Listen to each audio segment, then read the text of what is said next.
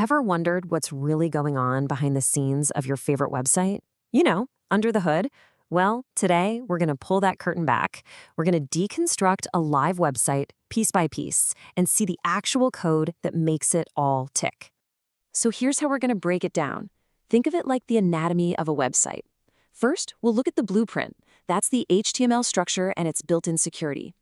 Then we'll see how it gets its look and feel with CSS. After that, we'll meet the brains of the operation, the JavaScript, and we'll even dive into its toolbox to see a really clever solution to a super common problem. And finally, we'll see how it all comes together to create the experience you actually see and use. All right, first things first. Every building starts with a blueprint, right? And every website starts with HTML. It's the skeleton, the basic fundamental structure that holds everything up and tells the browser, hey, put a wall here, a door there, a window over here. But, a good blueprint isn't just about where the walls go. It includes safety features, too. And it's the same with a modern website. Its HTML doesn't just build the house. It sets critical security rules right from the very first line to protect you from nasty attacks. A big part of this is something called a Content Security Policy, or CSP. The best way to think of it is like the website's bouncer. It has a super strict guest list, and it tells the browser, look, you can only load stuff from these trusted sources. Anything else? Nope. Blocked the door. It's a really simple but incredibly powerful way to prevent attacks where malicious code could get injected onto the page. And check this out. Here's that guest list in action, right from the code.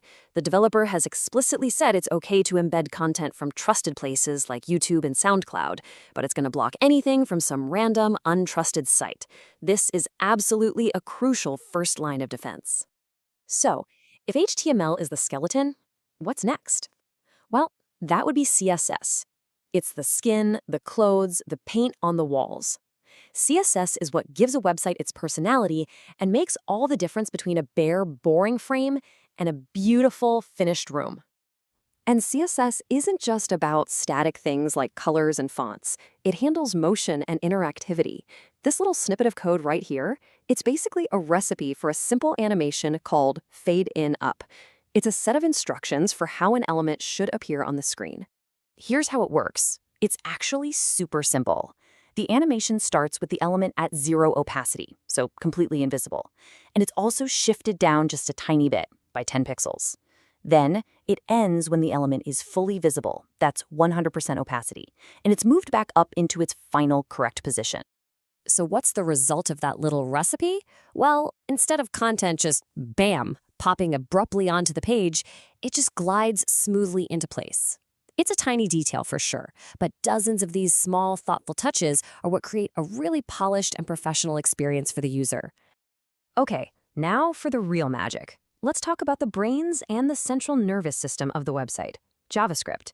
If HTML is the skeleton and CSS is the skin, JavaScript is what makes it move, think, and respond to you. It handles all the logic, all the interactivity. But a modern website's brain isn't just one giant blob of code. No way. It's modular, kind of like a team of specialists. In this case, main.js is the project manager that gets everything started. Mediamanager.js is like the librarian, fetching and organizing all the content. Translations.js is the expert linguist. And audioplayer.js is the sound engineer. And then there's utils.js, that's the trusty toolbox that everyone else uses. You know what? Let's actually open up that toolbox and look at one specific tool. This is where we get to see some really clever, real-world problem-solving in action. It's a fantastic example of how developers write code to bring order to chaos. So here's the problem the developer was up against. They need to embed YouTube videos, but people share YouTube links in all sorts of crazy, inconsistent formats. So how do you reliably handle that mess and get the one piece of information you actually need, the video ID? And just look at this chaos. I mean, you've got the standard watch link, the short YouTube.b version, links for shorts, embed links, even links with extra stuff like a timestamp, or maybe just the raw ID itself. If you want to embed a video, your code has to handle every single one of these formats without breaking. The solution is a process called normalization. It's a fancy word, but the goal is really simple. Take all that messy, unpredictable input and transform it into one single, clean, standardized format that the rest of your code can totally rely on. It's all about taming the chaos. And here it is, the hero of our story. Inside that Utils.js toolbox, we find this elegant little function, normalize YouTube ID. Its one and only job is to take any of those chaotic inputs, solve the puzzle, and give back only the clean 11-character video ID. And the result is just so satisfying. Look at that. It doesn't matter what you throw at it, a short link, an embed link with extra junk on the end, you name it. The function intelligently cuts through all that noise and pulls out the exact same clean ID every single time. Now this is what robust, thoughtful coding looks like. All right, so with our structure, our style, and a really smart toolbox, how does the website's brain actually use all these pieces to create that final experience for you, the user? Let's take a look at how it handles different types of media. Okay, so to play a piece of audio, the site first has to make a decision. Using a function called detect audio type, it checks to see where the audio is from. If it's a direct MP3 file, the site's own code, that audio player.js file, does all the heavy lifting. It builds the entire player from scratch. But if it's a SoundCloud link, the job is way simpler. It just creates a little window called an iframe and lets SoundCloud's own player do all the work inside it. And what's honestly really impressive is that this entire complex experience is delivered seamlessly in 4 different languages.